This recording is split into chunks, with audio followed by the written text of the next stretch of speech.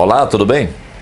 Um dia desses eu publiquei um vídeo em que relatei uma experiência mento-onírica com minha falecida mãe.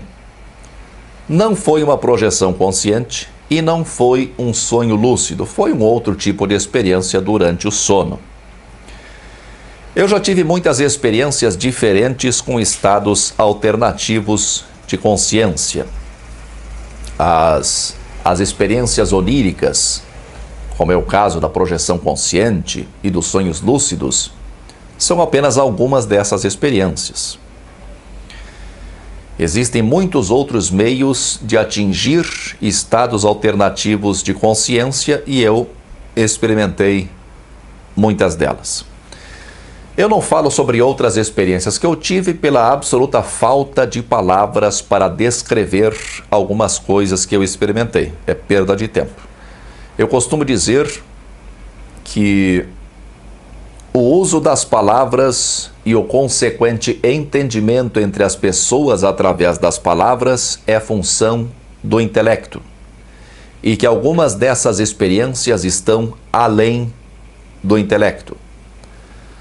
Algumas pessoas defendem que a única característica digna de nota nessas experiências é que nelas parte do cérebro está desativada.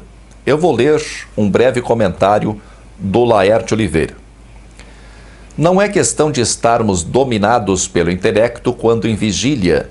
O que ocorre é que neste estado todo o nosso cérebro está ativo.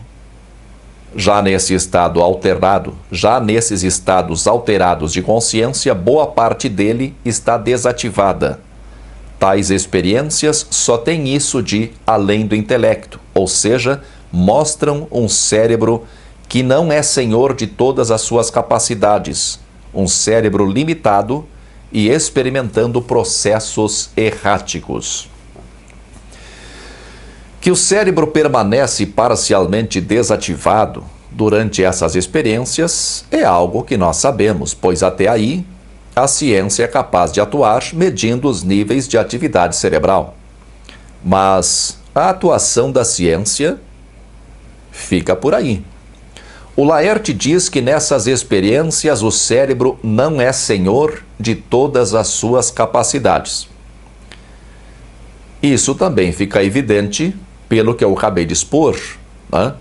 Mas a minha convergência com o Laerte, desta vez, fica por aí. Ele diz que, eventualmente, ele tem sonhos lúcidos. E ele atribui esses sonhos lúcidos a processos erráticos do cérebro. Eu sofri durante muito tempo com a paralisia do sono, uns chamam de catalepsia projetiva. Eu despertava, ou seja, ficava consciente e não conseguia me mover, não conseguia ter domínio do meu corpo físico. A sensação é absolutamente terrível. Com o tempo eu fui perdendo o medo, né? Já que aquela coisa foi se tornando comum, e aprendi a relaxar, né? Com isso, eu adquiria controle sobre o corpo físico e ou acordava de vez ou conseguia me desprender do corpo físico e me projetava no que eu chamava de plano astral. O mesmo domínio do medo, né, que eu desenvolvi nesses casos de paralisia do sono, eu desenvolvi em sonhos lúcidos. Uns 13 anos atrás, mais ou menos, eu aprendi no Espiritismo que um espírito encarnado tem mais energia que um desencarnado graças ao corpo físico.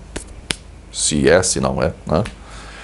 Essa informação, certa ou errada, me levou a deixar de temer qualquer tipo de ameaça astral. Eu tinha mais poder que qualquer espírito que me ameaçasse num sonho lúcido. E os cenários que eu provocava nessas experiências nada tinham de erráticas, né, para usar a expressão do Laerte. Tudo obedecia à minha vontade. Eu tive outros tipos de experiência que são indescritíveis, mas que em tudo são infinitamente mais ricas do que qualquer experiência que tenhamos no estado de vigília padrão. Tanto em aspectos sensoriais, quanto em sentimentos e em grau de consciência. A consciência se amplia e adquire uma percepção inimaginada por quem nunca teve essas experiências. Se isso se deve à parcial desativação do cérebro, eu sou obrigado a chegar à conclusão de que o cérebro, quando ele é, na expressão do Laerte, senhor de todas as suas capacidades, ele funciona, na verdade, como um filtro que tem como função limitar a nossa capacidade de percepção. Uma espécie de válvula reguladora que permite que experimentemos apenas as sensações úteis à nossa sobrevivência e que registremos em forma de memória apenas as informações úteis à nossa sobrevivência. Sensações e memórias seletivas, filtradas pelo cérebro. Não há como fugir disso. Se as experiências com estados alternativos de consciência ocorrem devido a uma parcial inativação do cérebro, eu devo concluir que, se parte do cérebro fosse permanentemente desativada, a vida seria infinitamente mais rica e mais cheia de sentido por si mesma.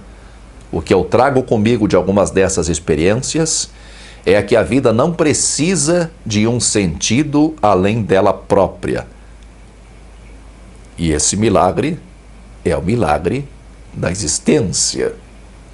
É claro que nesse caso nossa sobrevivência estaria em risco, mas o mesmo cérebro que nos permite manter a sobrevivência limita a percepção da vida a uma racionalidade que se mostra pobre e opaca depois de conhecermos a vida num processo de consciência ampliada. Por isso eu entendo perfeitamente quem acredita que determinadas experiências demonstram que a vida não termina com a morte do corpo físico. Se o cérebro filtra a nossa percepção e se com menos atividade cerebral a nossa percepção se amplia, descortinando novos horizontes e entendimentos nunca antes imaginados, não me parece um atentado à lógica supor que a desativação completa do cérebro não faria mais que a supressão dessa válvula reguladora.